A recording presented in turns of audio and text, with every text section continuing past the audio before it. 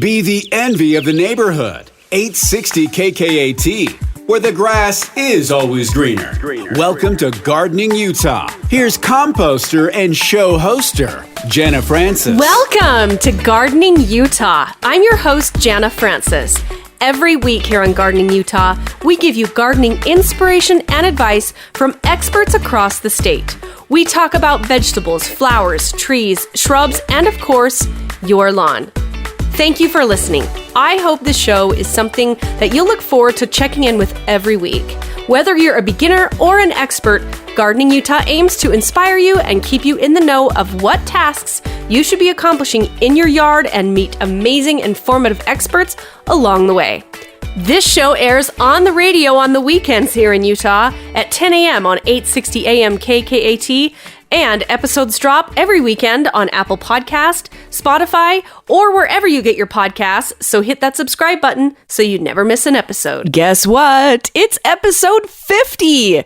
This is episode 50 of Gardening Utah, and today we have so much fun sort of celebrating. I've got Cameron Allcott with Progressive Plans with me because it just honestly felt like the right thing to do because we have so much fun on the show together, and we have the most laughs we've ever. A lot of this episode is me literally cracking up. So I play a joke on Cameron in this episode, and I'm telling you, listen up, because it is, for me and my sense of humor, which is a little bit dry and a little bit nerdy and a little bit weird, I play a joke on Cameron.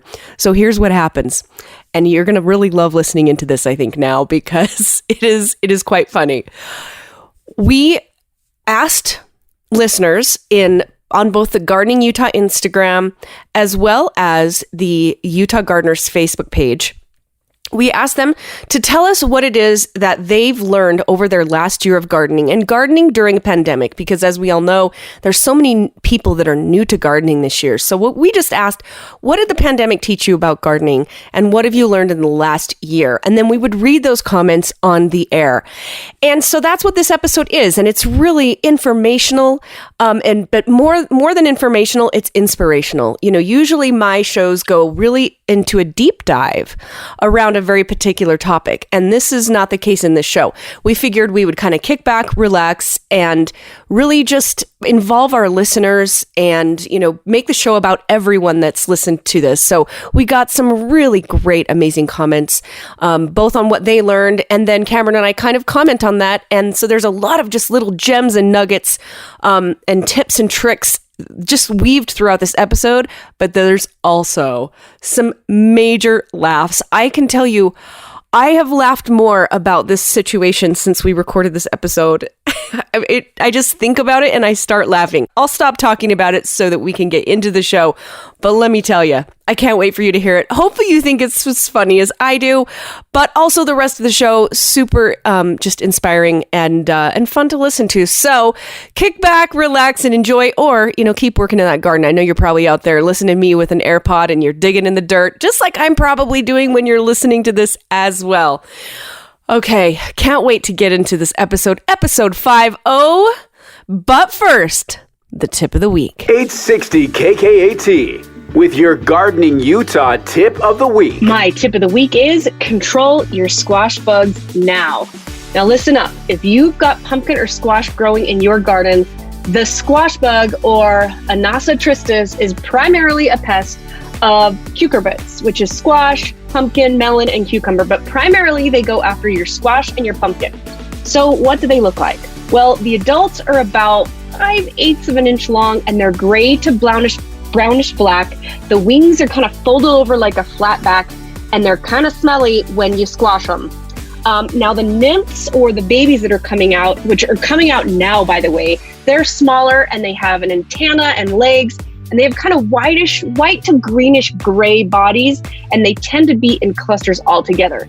Now the eggs on the plant, which are almost always underneath the leaves, they're oval and they're a yellowish brown to like a brick color, and the eggs darken in color as they mature, and they're laid in clusters next together of 12 to 20 eggs on the undersides of the leaves or between the leaf veins.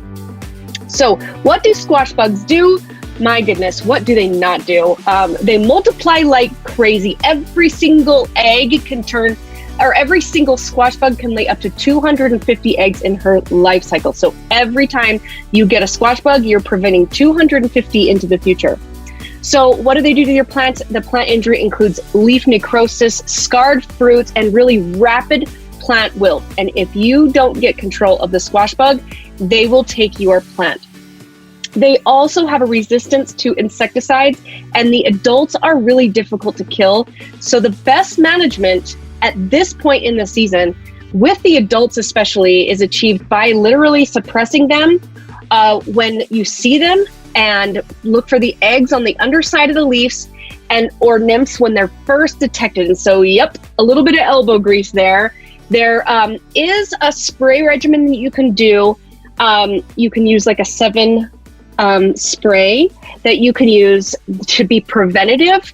The squash bugs are attracted to the scent of the flower, and so they can fly to your plant and just start to take it over. So if you spray a 7 spray in the morning, just covering the crown, you don't need to worry about the leaves, but just kind of the base of the plant, and you do it really early in the morning before the bees are active and the flowers open. If you do that every 14 days, that can keep on top of them. I personally have a beehive pretty close to my squash plants, so I don't personally do this. I use elbow grease and I go out and I tackle them myself. But other people do. You know, if you have too many plants, you could spend a half of a day picking squash bugs. So 7 is a really, a recommended way to try to get on top of at least the nymphs once the eggs hatch. But preventative cultural and mechanical controls should really be the first line of defense. So careful observation is number 1. Go out and monitor your squash and your pumpkin crops. Look for them. The best way to find them, get a hose and drench your plant right at the base, not on the leaves, but put the water right on the base of the plant and just watch what happens. And you will see them. They come crawling up from underneath the base. They have this crazy way of hiding, and they'll just come running up. So do you want to know what I do? I literally take a pair of kitchen tongs that are just in my garden, just for use in my garden. And I go prepared with a little bucket of soap and water, and I literally pick them off one by one by one by one by one. Now that's harder if you have any newly hatched nymphs, but with the adults, it's really easy to just grab those suckers and put them in the bowl. So, because they cannot swim, and that's a way to prevent them. Now, sometimes I will take out duct tape, and this sounds a little weird, but if I see a whole bunch of nymphs crowded all together, I will just grab the duct tape and stick it to them, and try to do it in a way it doesn't rip up your plant, but you know what I'm saying. You just kind of get it on the base of the nymphs and they come right off.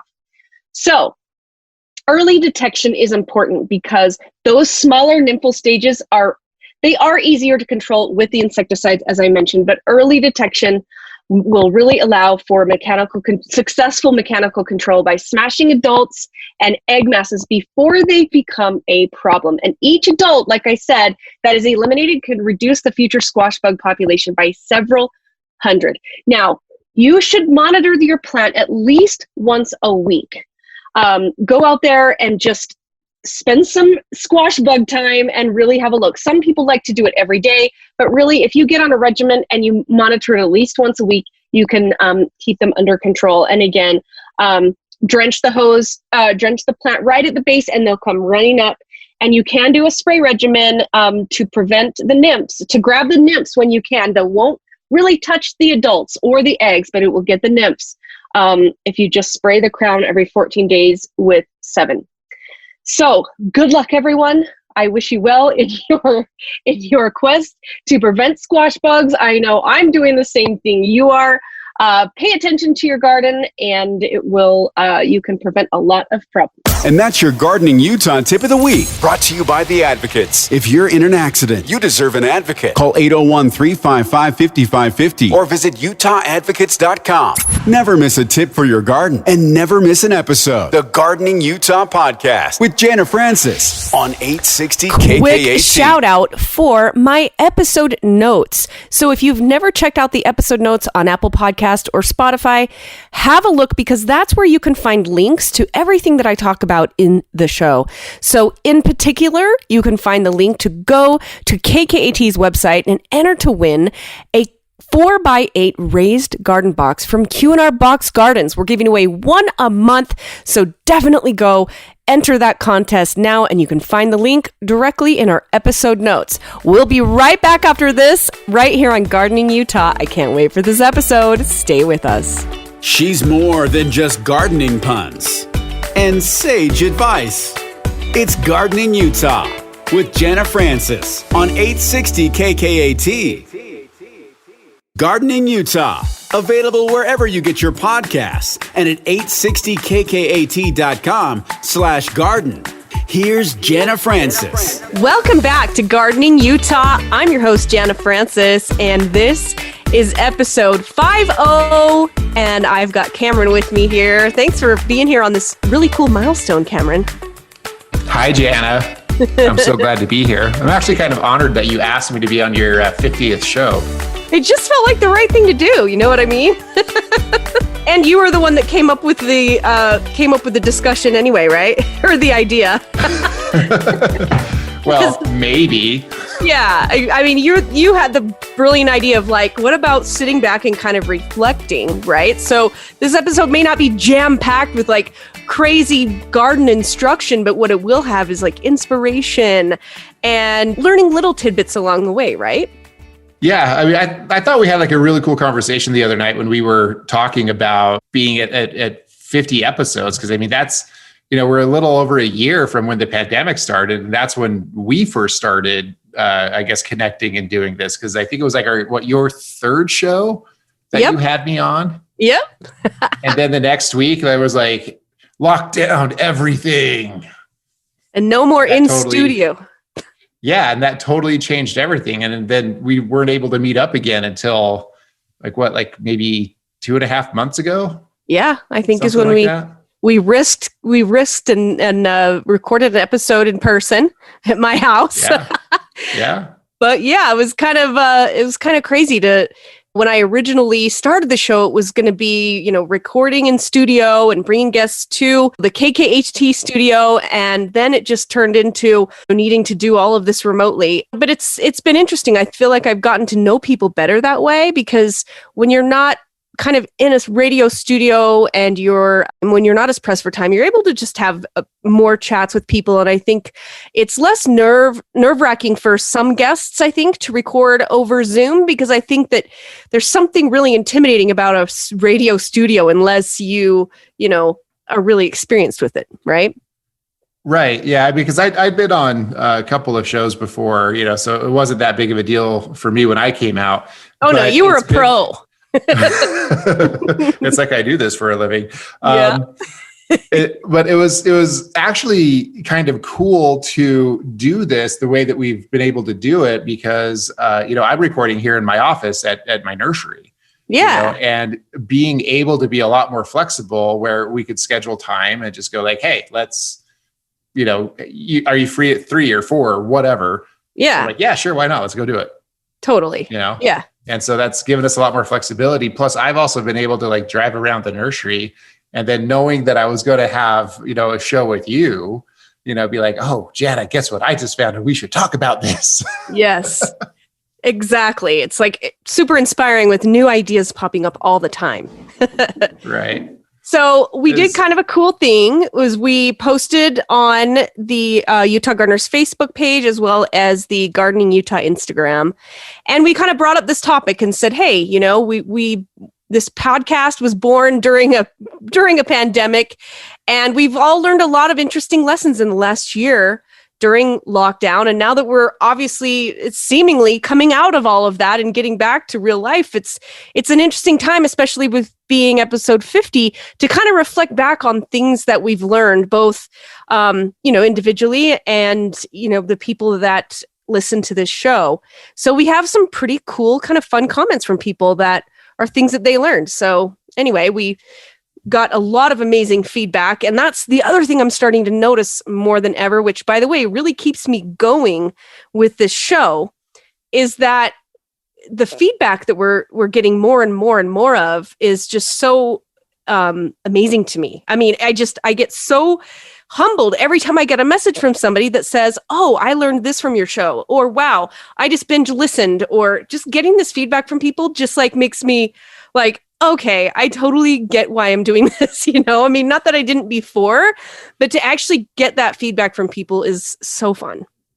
Yeah, it's funny. I had an experience the other day here at my nursery, and I was just out there driving around on a golf cart, looking at some plants to make a judgment call for a nursery down in Eagle Mountain, Mountain View Nursery. They asked me for some plants, and my shipping guys were like, "Hey, not all of these match up. I don't know that we could send them all, whatever."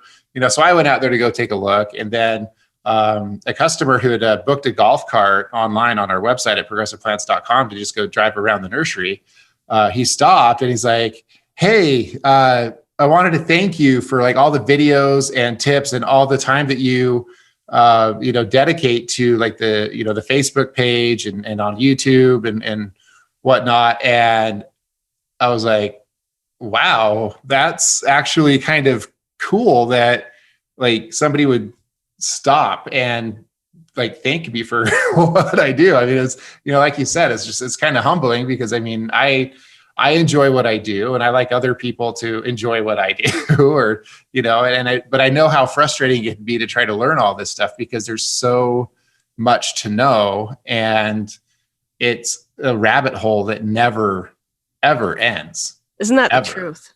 Isn't that the truth? I mean, I look back to the things that I know now that I didn't even before I started the show. I mean, I learned something from every single guest, Oh yeah. I mean, when we had Lance on the last time that we recorded, wow. I mean, right. I mean, talking about, making somebody feel underqualified to be here after talking to him. So, I mean, he was incredibly intelligent, there's, he's, been in the business for a very long time. What did he say? He got his degree like 1975 or something like that. So that was before I was born.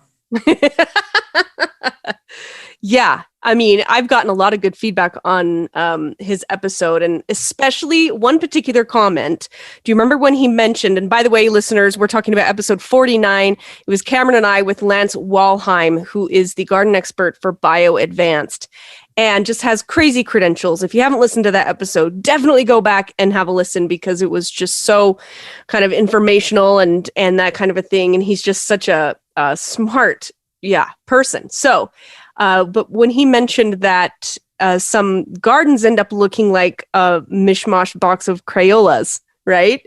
So many people, I got so many messages, even got one today saying, "Oh my gosh, now I look at my own yard and I'm like, oh, it really does kind of look like a box of crayons." And then one lady's like, "I don't understand why that's bad," Well, I mean, everybody's a little bit different. I mean, I'd posted on the Facebook group that, I'd sent an order up to Botanicals up in Kaysville. And, she made either it was a really good decision or a really bad decision. She just let me pick out everything. Which usually is a good decision, but I just had a whole bunch of like roses that were blooming and all this type of stuff. And so I took a photo of it and I put them on the trailers right before we loaded it on the truck.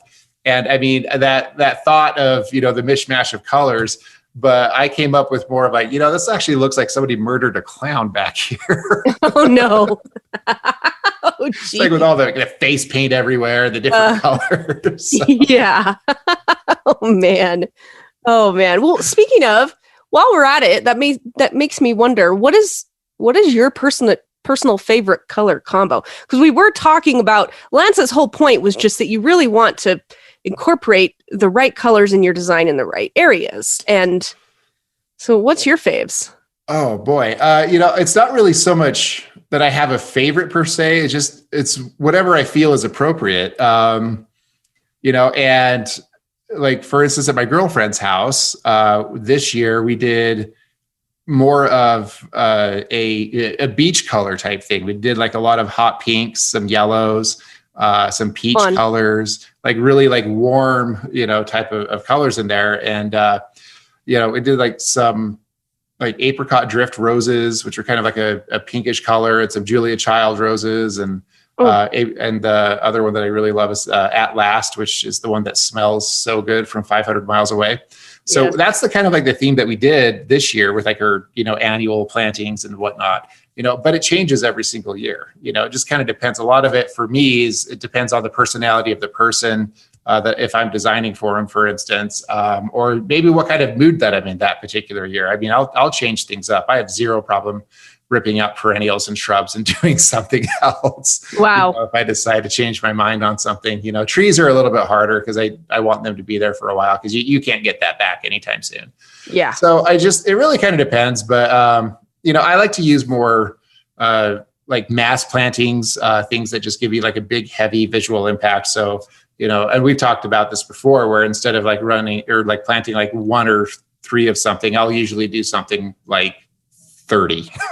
Yeah. Put them all together and then like layers and do different type of things with them. I like to really get like ornate with it. And, the one of the things that I really like about a lot of the plants nowadays is that they have become so selective in their behavior with the different breeding that they've done, is that you can almost start using them as like extensions of houses, like, like straight talk privet or purple pillar hibiscus. I mean, you can plant like 107 of them in a square if you wanted to and make an outdoor room. Whoa. So now I'm thinking like you can extend your house with plants. I mean, it's not going to be cheap, mind you. Yeah. Like it'll be kind of costly, but you can do this type of stuff. And the best part about it is that if you plant it correctly, there's really not that much maintenance in keeping it nice. And so like I keep thinking about like all of these creative type things that we can do instead of just thinking in terms of color. Now I'm thinking in terms of architecture, structure, what's the word that I'm looking for? More of like an art piece or something like that. Like, you can take like a laced up elderberry that grows kind of wonky anyway and turn it into a centerpiece in the yard. So there's just so many things that you can do now. And when you work at a nursery all the time, I mean, and you look at things, you think about all these different combinations of stuff. So yeah, that's what I do. I sleep and dream and eat plants. That's amazing. So, okay, well, we are going to hit our first commercial break, but when we come back, Cameron and I are going to be reading some of the lessons that our listeners have learned during their first pandemic gardening season, and we're going to be bringing these up and giving our thoughts as well. Stick around right here on Gardening Utah. Stay with us. 860 KKAT with Jana Francis and Gardening Utah, where it's always mulch time.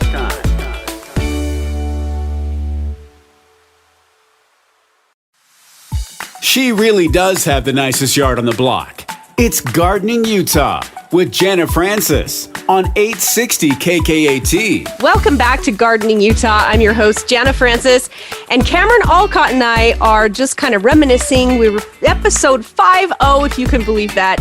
So we're kind of, taking a look back and things we've learned, and we asked our listeners some questions, and we have some really great pieces of feedback. I just think it'd be really inspiring to read some lessons that other people learned, and just kind of more inspirational today. So why don't we just jump right in, Cameron? But what we asked the listeners was, what did you learn during the pandemic in the gardening season? What was the biggest lesson the garden taught you last year? Because there were so many extra new and people just like super obsessed with gardening last year. So why don't you jump in with what Jody M said? I can do that. So Jody M said, as I have been listening to your podcast, I am realizing how very little I know about gardening. I have all these aha moments all the time. What are the things that you wish you knew or understood better at the beginning of your gardening journey? Oh, Jana. Oh boy. Well, I mean, my gardening journey has been going on forever because I started for fun when I was a teenager. I would even plant radish seeds outside. I grew up in Park City, so it was not a very big growing season, but I remember thinking, oh, radishes only take 28 days. Great. I'm going to go put those in the ground and see what I can do. So I was just always kind of experimenting, and I never really knew anything. It was just learning as I went. But if I had to think about this last year in particular, I mean, obviously being knee deep in a gardening show, I've just, and talking with such amazing guests over the last 50 episodes, I've learned so much. But I think the number one thing that I'm really starting to get really geeked out on and learn and like completely shifting my mentality is soil. I think for me, I've always understood and appreciated the importance of amending soil. And, remember Martha Stewart episodes, always, digging a big hole, adding your compost and, really amending the soil. But I'm starting to really get into a lot of just kind of being like a soil snob. And I cannot wait. I want to find somebody to come on the show to talk about the no-dig gardening method, because I'm just starting to relearn so many things. I learned a ton from John Webster from Biochar when he was on my show. He's just a complete soil scientist. And that's the biggest thing I think that that I've started to really change my mentality on is soil. And you taught me something in one of the episodes in particular where, I've always done sort of like, let's say, for example, if I'm working in a part of my garden where the soil isn't awesome and I'm going to plant a plant, I will dig the hole and I'll amend the soil. And you were the one that at one point said, look, what you're kind of doing there is you're creating like a bucket where the water's just not going to drain well. And, the way you described it, I was just like, oh my gosh, he's so right. And so it's completely changed the way I plant things, right? Anyway. Yeah, plant for, my philosophy has always been plant for what's appropriate. Because the reality of it is this, is that unless you go to like some sort of like Herculean efforts, you're not going to change the local environment for the plant, you like say, if you wanted to grow like blueberries or azaleas or rhododendrons, you can put all the peat moss in the hole that you want, but you're not going to keep the soil that way just because our natural processes here are not conducive to keeping soil acidic. So it's, at that point it's a labor of love, or a nightmare of love. Yeah. So yeah, it's just, like I said, but if you want to do it, then go ahead and do it. I mean, that's part of gardening. I mean, like our friend Liz, I mean, she goes through Herculean efforts to grow what she grows and keep things looking healthy. And that's what she wants to do. So that's great. I mean, go ahead and do it, but if you're the type of person who's like, yeah, I just want to like plant it and forget about it. Yeah, you might not want to go through all those Herculean efforts to go and try to do something right off the bat. Yeah. It's funny. It's like one of the things that the aha moment that I had, it was when I was a lot younger, was most of the plants that we grow like here at my nursery. I mean, everybody thinks like, oh, I want to take care of my plants and I want to, do everything and I want to baby them or whatever. What I've learned is that plants are not as wimpy as we think they are. And most often when your plants die, it's because you killed it with kindness. And most people don't understand that. So if you saw how we did our plantings here at the nursery and how we treated the plants, you'd be like, what are you doing? And why are you murdering everything? Because we don't handle them gently at all. Like we abuse them. The only thing that you have to really monitor is water, whether it's too much or too little. The other tip that I will give you for a lot of people who are like planting yards this year is when you are watering, don't try to saturate the earth. Deliver enough water for the size of the root mass that you are planting. Yeah. Otherwise, you are going to create a wet, boggy mess. And when you do that, the roots are not going to try to expand out into that muddy mess that you have. So a lot of people end up overwatering a lot of their plants. And so usually with new plantings, my recommendation is to water with less volume, but more frequency. That way you can keep the root mass slightly moist, but not oversaturating the typically like very clay soils that we have. Right. So, I love that. Yeah, watering is one of those things that you would think would be really easy, but in all honesty, it is the hardest thing to teach and master. That's so interesting. I love that. That was kind of like a tip of the week, Cameron. Sorry. Well, here's the thing. It's a very dangerous tip of the week. Yeah. Because watching plants, I mean, it is vigilance. It is knowing what underwatering and what overwatering looks like. And Absolutely. They look very similar. So, you have to be a little careful. You have to be able to tell the difference. Yeah. So I deal with that with like a lot of landscapers where they install yards and then they just like keep water on everything all the time. And then they lose half the plants because it's just been kind of like a slow decline. So, I'll walk onto a job site and be like, why are you killing my stuff with kindness? So, and people have a tendency to even continue to overwater in the summer months when it's 100 degrees outside because they think they need to add more water. And sometimes that's not always true. So it's a fine line and it's a fine balance, and it's actually harder than you would think. And that was the tip of the week. Just kidding. I love that. Speaking of tip of the week, one of the comments on our post was from Miranda. And she said, your tip of the week has helped me so much as a new gardener. Keep telling me what to do and when, please. So I love that feedback from Miranda, and we will certainly do that. And we'll be right back with more right here on Gardening Utah. Stay with us. She's more than just gardening puns and sage advice.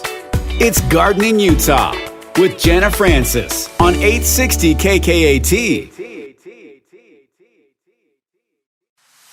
860 KKAT with more of the fastest growing show on radio.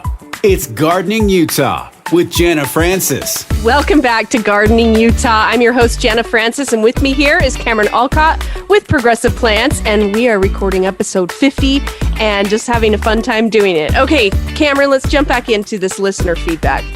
Okay, Nancy said, I needed a part-time job last year in May. I ended up getting a job at Mill Creek Gardens, which was considered an essential business during the pandemic and started the day after Mother's Day. Wow, you dodged a bullet. I had no gardening experience and was assigned to the veggie and herb section. I jumped in with both feet and learned everything I could from my coworkers, the internet, and customers. That is one of the busiest times for gardeners to be buying plants for their gardens. This is my second year there, and I've learned so much. I love doing my own gardening, working outside with plants, and helping customers. I have learned so much from listening to the Gardening Utah podcast on my way to work. My job and gardening at my house makes me so happy. That's awesome. That is so freaking cool. You know what? Working in like retail nurseries is awesome because you learn so many different things because they're staffed they're staffed very differently than the way that my nursery is staffed.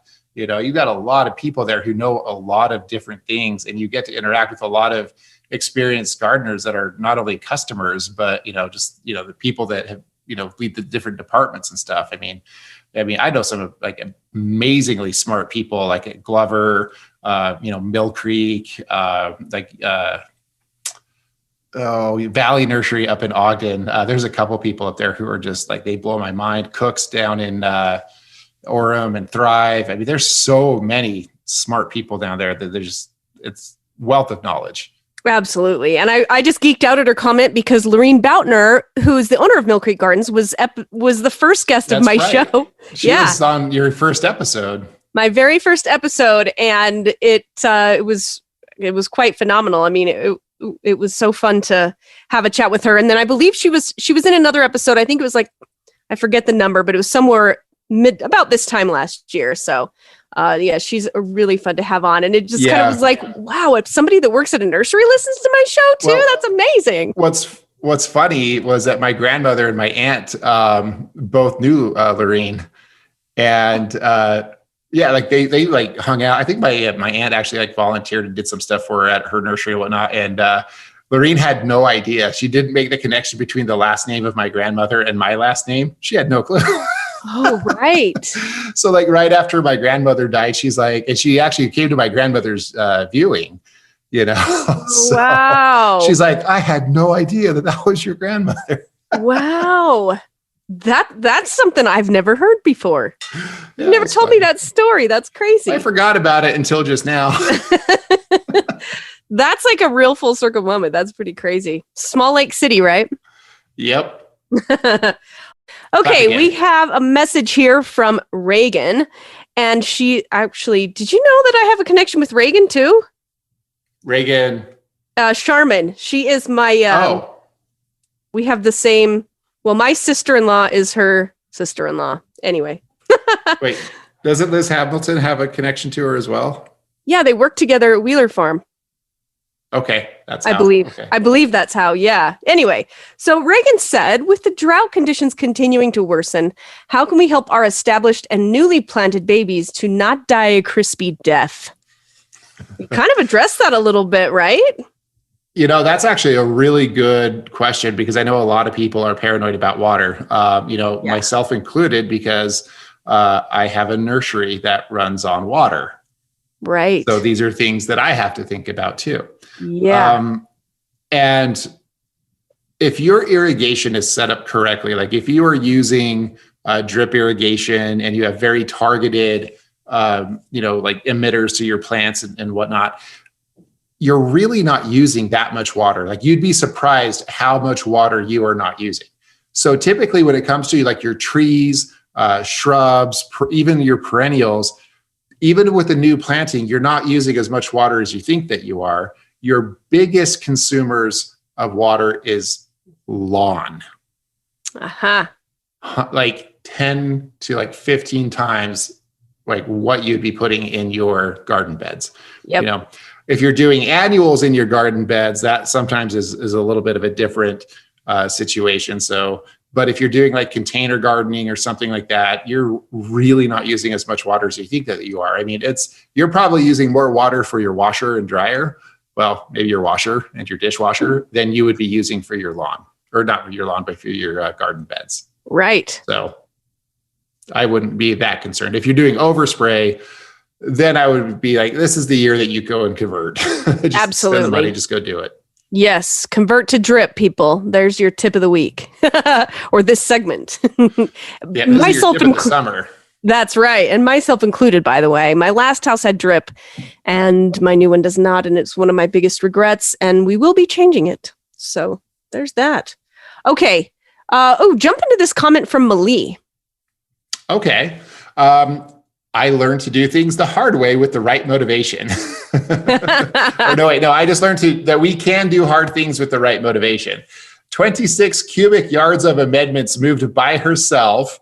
Whoa. And lots of drip irrigation installed, all to be able to purchase the plants to be able to plant the plants that she purchased to keep them alive. Malie, that's 26 cubic yards is a lot of stuff, especially for you to move, because like I know how little you are. So. Right. But it's awesome. I mean, Malie is one of the brightest people that I think that I've ever met in my life. I mean, she knows so much and how to do things, and a really good garden coach. I'm really glad that she agreed to be like one of the part of our design team at Progressive Plants, because I've learned a lot from her, and she's great. So absolutely. And listeners, Malie was in a previous episode, just a few episodes back, on planting a food forest, and it was really that's right. Cool. She was. Yeah, she's really smart, especially with like edibles and what I mean, that's her thing. I know that's her passion. I've never really been into growing food because that's kind of like the last thing I want to do when I get home. That's not unusual. You never want to keep doing what you get paid to do, right? It's a lot. Like food production's a lot of work. It's a lot more work than ornamentals. I can tell you that. Yeah, for sure. For sure. Okay, so here's a comment from Rebecca Connors. I learned that my eyes are bigger than my wallet when it comes to plants I want. This is true because I know how much she spent. Yes. Let's see. What's the next one here? That I learned that I need to turn on the sprinklers before things start to die, which can sometimes be quite quick here in Utah, because I believe she's from Georgia, I think, is where right. I think where she's from, but still play the dare game every year as I'm scared to turn them on in the front yard, as Utah has this weird water switch deep in the ground. And I once caused a big water leak when I didn't shut it off correctly. You know what? Oh, she's talking about her stop and waste. That's actually something that you do have to be very careful of. If you do not completely turn the stop and waste properly, it continues to leak underground. This happened to my girlfriend a couple of years ago, where I actually thought that she might have broken the stop and waste and it was like leaking, but we had like this big bubble in the lawn full of water. Like it had welled up. Oh, wow. So yeah, it wasn't shut off correctly. And we were like, okay, that's kind of weird, but now we fixed it. We figured it out. Yeah. Oh, and boy. then we popped the bubble and it was kind of fun. And then we could use it like a trampoline and it would spit water out every time we jumped on it. It was kind of neat. Oh, 5-year-old me loved it. Oh, my word. Okay. I'll read one here from Ashton.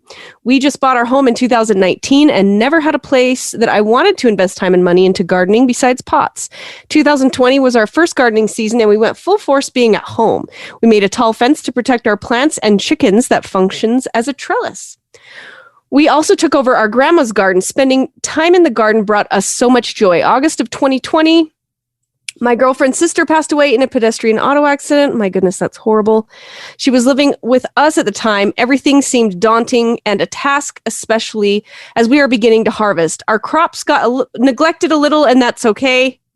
We still had a huge harvest. We canned a lot of things and stored others. This year, we're expanding our garden, taking up another 25 by 60 foot space. Gardening has been very peaceful and grounding. Being in the garden helps us appreciate the little things and life all around us. Grateful for your podcast, puns, and sage advice. Oh, my word. That was awesome. Yeah, that's pretty heavy. I know. That was like heavy, but also lovely at the same time. Yeah. Yeah, my word. Well, I think we've talked about this. I don't know how much we've talked about it on the air.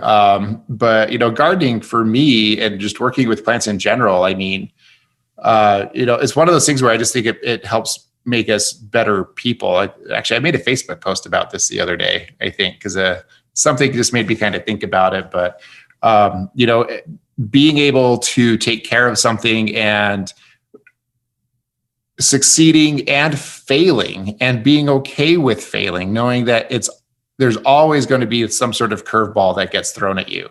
Right. It teaches you patience. Yep. It teaches you humility.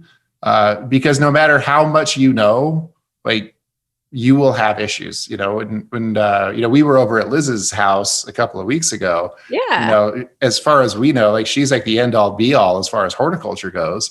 And, she was like, yeah, my blueberries, they, one of them died straight up and this, that, and the other, and this is a person who's like, she knows exactly what to do. Yep. She knows how to protect everything. And, sometimes nature just doesn't cooperate and you just kind of roll with the punches and you move on and you just keep going. I mean, It's just like life, if you can sit there and be frustrated with it, or you can just accept it and move on and just, do the next thing and do it better than you did before. Just teaches you preparation. Like what are you going to do? Stop eating blueberries? No, You're going to find a way to do more blueberries. And, now that you've been through something negative, you'll figure out how to either deal with it or prevent it in the future. Absolutely. Wow, Cameron, that was deep. That was lovely. And now, deep thoughts from Cameron Allcott. You've seen that Saturday Night Live. Yeah. Deep Thoughts by Jack Handy. That's right. Pros were calling his name, thought Caw. But no, like when I was running the growing operation here at the nursery, like it would freak me out because I would lose entire blocks of things, and for one reason, because I, wasn't there to see the pipe that failed, or things that leafed out and then it froze really hard, or some things that weren't even my fault. Like, sometimes things got too dry in the freezer from the bare root company that kept all the bare root in the freezer. They didn't do their job, but I'm the one that had to deal with it. It's just nature throws you curveballs. And then after a little while, you're just like, well, you just kind of expect it. Now I'm just like, well, every year I'm just like, what else are we going to get? Because this is fun at this point. Yeah. I remember last year when all those trees got uprooted by that windstorm. I mean, there's just something different every year that just kind of.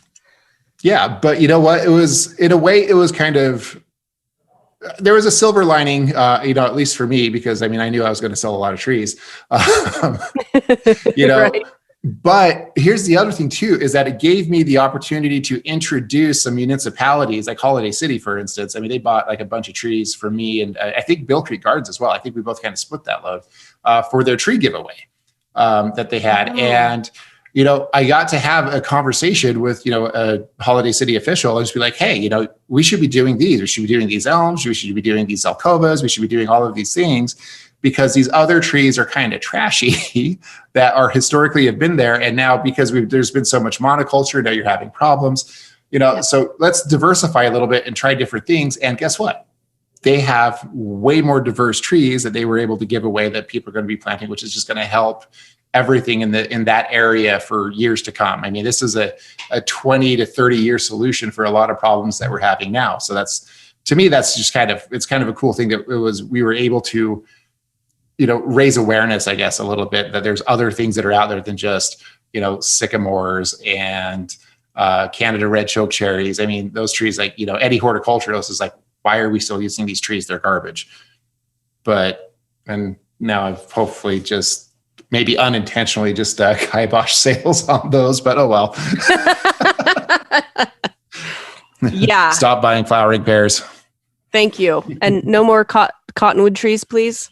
Yeah, no more cottonwood trees. No more poplars. Just no more aspens in residential neighborhoods in the valleys. Absolutely not. Even though they're pretty, they belong in the mountains. Yep. Go take a trip under the mountains. If you want to see aspen, go for a hike.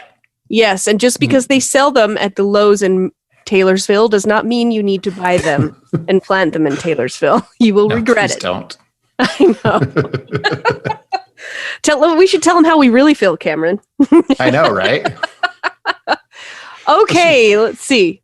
Want to jump into another comment? Yeah. Will S. said, during the pandemic, I moved to Utah from Bel-Air, California, but I was raised in West Philadelphia. My aunt in Bel-Air taught me to garden. In Philadelphia, I spent most of my days on the playground, but loved to garden because it made me feel like I was chilling out and relaxing. Is this Will Smith? I also love shooting some basketball outside the school. And then some guys started making trouble in my neighborhood. My mom got scared and made me move to my aunt and uncle's house in Bel-Air. Do you have a friend named Carlton?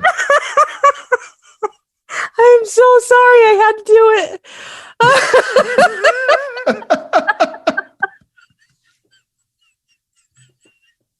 It's called...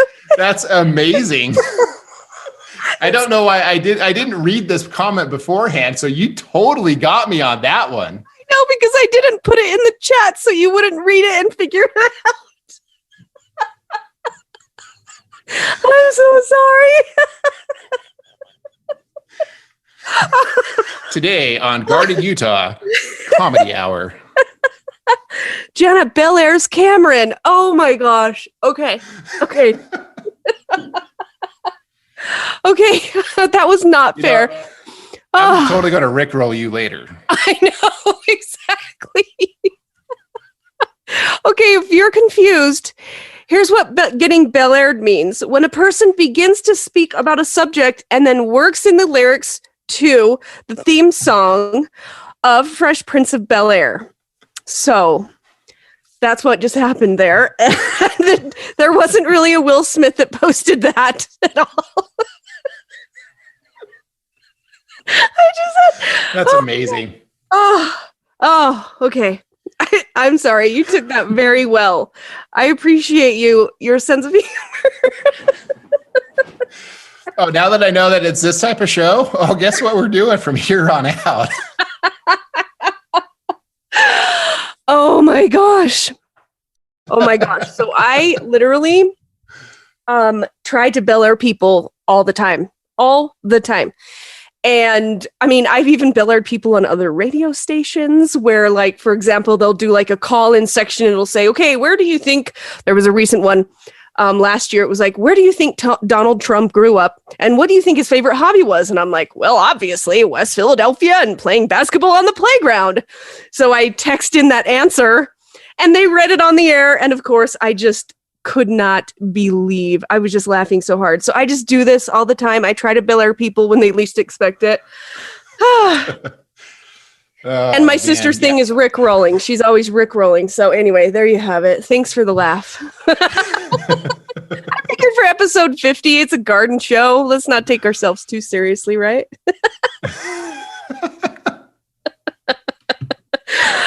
But I'll tell you what, man, Googling the lyrics of Fresh Prince of Bel-Air and then trying to change it to where it's like garden related. Because if I would have watched Bel-Air, I didn't watch it when I was a kid. So I know Will Smith. I know DJ Jazzy Jeff and the Fresh Prince. I don't know. You picked up on the lyrics pretty darn fast because you stopped halfway through and you're like, wait, is this Will Smith? Like, wait a minute. Oh my gosh. Okay. Oh, during the pandemic, I moved to Utah from Bel-Aird, California. See, that was too tricky.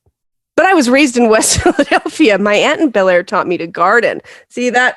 I'm just playing games here. Well, now I'm going to try to figure out how to work in like Eminem lyrics or something like that. Totally. Oh my gosh. Okay. So that Mom's was spaghetti. There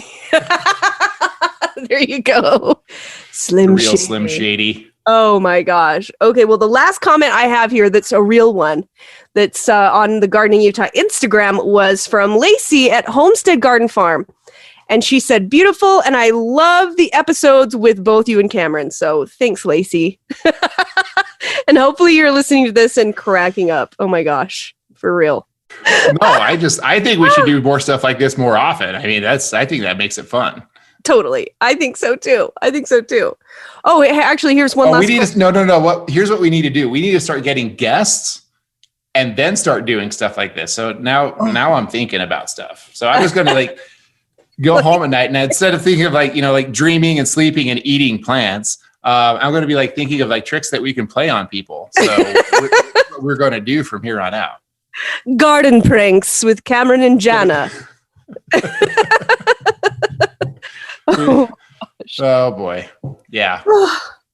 So there's a whole lot. Just most of them are not appropriate for this type of forum though. Right. Okay, here's one last comment on the Instagram portion from Practically Spontaneous. I like your handle. Do you know of any aggressive Utah native plants that can stand up to weeds like morning glory? I would like to fight the morning glory with plants if possible. Oh boy, that's a tough one. Yeah, no. I know, because there's just not. If there is. I mean, you have to look at the survival mechanism of morning glory. I mean, it roots down tens of feet. Yeah. Spreads everywhere. It's a vine, so it climbs things. And so it doesn't matter what you plant around it. It's it wants to wrap around stems of things. There's nothing that's so dense that's going to choke anything out.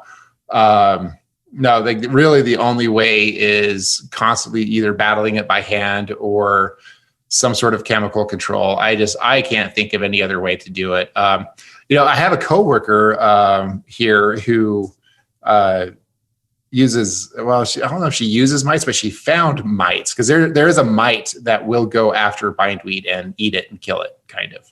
What? Yeah. So wow. It's basically a spider mite type of thing. It's very host specific. And that's what a lot of people don't understand is that most of your garden pests are host specific. So the aphids that go after your roses are not the same aphids on your cabbage.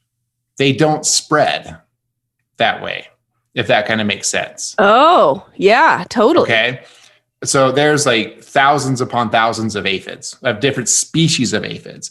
So I've seen, aphids on roses. I've seen aphids on butterfly weed. I've seen aphids on hibiscus. There's aphids on cherries, but they're all different species of aphids. But a lot of your predatory type insects are not discriminatory. They will, there's parasitic wasps that will go after any aphid. It doesn't care. Right. But so everything has a particular host for something, and so this bindweed has a host for a particular mite that mite only eats bindweed.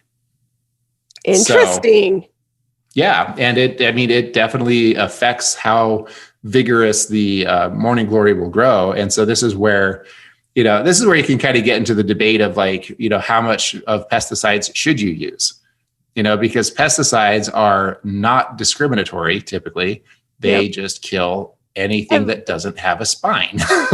So, so, it's kind of fun to watch nature in action. Here at the nursery, I really try hard, and my grower does it at this point, but when I was doing it, we don't treat a ton if we don't have to.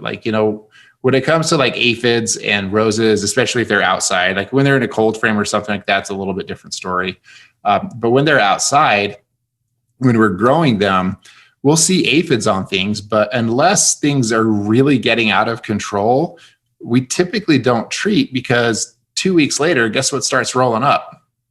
Ladybugs, lacewings, all that type of stuff. I mean, they just have a buffet, plus the temperatures kind of heat up a little bit, which isn't very conducive for aphid survival. So it changed, like the whole environment just kind of changes. And, a lot of times I think as gardeners, sometimes we overreact, thinking like, oh crap, something's on my roses. It's going to overwhelm the roses and kill them. Yeah. No. Yeah. It's not, it doesn't really work that way usually. When it comes to your food, that's a different story. I mean, leaf miners can totally destroy like beets and spinach and all that type of stuff. Squash bugs will, decimate anything in the squash family, So, I mean, there are some things that you kind of have to, treat chemically or whatever, or just be hyper vigilant about. But that's where I guess it comes to like knowledge and experience of, practicing. And it's okay to fail. Like it's okay to lose a crop to squash bugs once. Right. Keep a log. Find out like when it happened, when you need to look, do your research, so then when to go look for squash bug eggs or squash bugs, period. Or, maybe rethink the whole, like, overwintering all of your, winter kill, like in the same area, like all the dead leaves or whatnot, because that's a harbor for squash bugs, but it's also a harbor for beneficials. And so, I mean, it's just, you have to play the game. You have to learn. Yeah. You have to like, what are you willing to live with or not live with when it comes to this type of stuff? So, everyone's different. There's no right or wrong way to do it.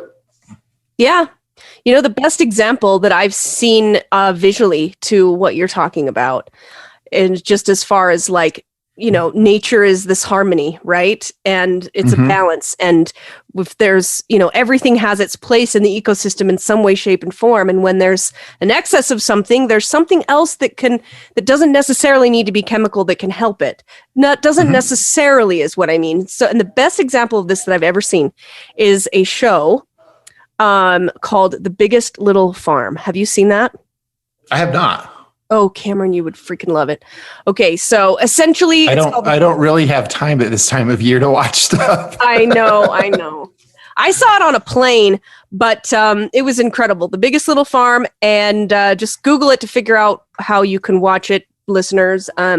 There used to be a paywall behind it, so you did need to pay. I believe, it's like $1.99 or something like that. Perhaps I watched it again. I wanted my husband to watch it I think it's on Amazon Prime or something like that, Prime Video. But anyway, I cannot recommend it enough. It is about all of everything Cameron just said and how they've just created, this farm that has this incredible ecological balance. And it was kind of a documentary on 10 years of their lives and how they created it. So anyway, there's that. Yeah, I mean, that's the combinations of everything is like endless. I mean, I've tried so many different methods and things I've done. I've experimented with different things in permaculture, had some successes with some things, like dismal failures with others. I mean, it all depends, then again, the weather's going to change. Sometimes you have cooler, wetter years. Sometimes you have drier years and dusty years. I mean, yeah, it's, I've been doing this since I was 10 or 11 years old or something like that. And guess what? I'm still learning. Yeah. It is what it is. Yep. It's fun. Once you master everything, then what's the point? This is like one of those things that you will never, ever master, ever. And that's, to me, that's the challenge, is like always getting better and trying to strive for perfection, knowing that I will never get it. I think it's the same reason why people like to play Tetris, because you will never beat it. That's right. I'm obsessed with Tetris, by the way. Right?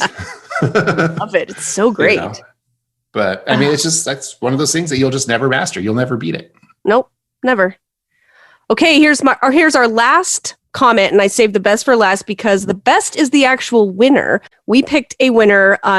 The people that posted a question in the Utah Gardeners Facebook group for our 50th episode, we were going to be giving away a bottle of chicken dinner.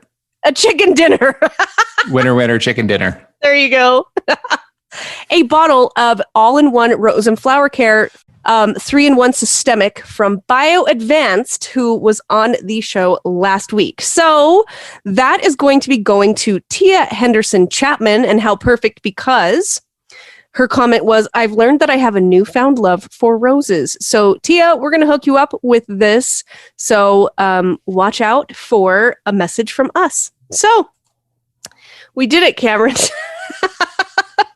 I'm still laughing. I can't Thanks, believe. Carlton. Amazing. Oh my gosh. That was really fun. Now you have to dance. Like we have to do the Yeah, we need to do the Carlton. a celebratory dance. Oh man, I can't believe that I made it through, because I was literally almost cracking up anticipating this moment. So I pulled it off. I'm kind of proud of myself, I'm not gonna lie. Well, I saw the smirk and I'm like, What's she smirking about? Oh my gosh. Okay. Well, Cameron, thanks for being here. Thanks for doing everything you do for the show and for the community at large in Utah. oh, it's my pleasure, Jana. It's so much fun to be here. When you're ready to grow big or go home, make your neighbors green with envy. Get the Gardening in Utah podcast, Gardening Utah, available wherever you get your podcasts and at 860kkat.com/garden.